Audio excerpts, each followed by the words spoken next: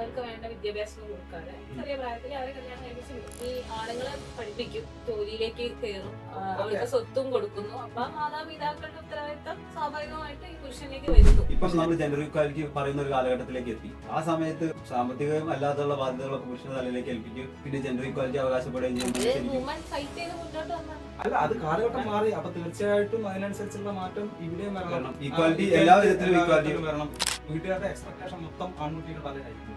അപ്പൊ അവർ കഷ്ടപ്പെട്ട് വീട് കടം ഇതൊക്കെ എന്റെ പരിചയത്തിൽ എത്രയോ ആളുകൾ ബാക്കിയുള്ള ലൈഫ് ജീവിച്ചു തീർക്കുന്നത് കടമിട്ടായിട്ട്.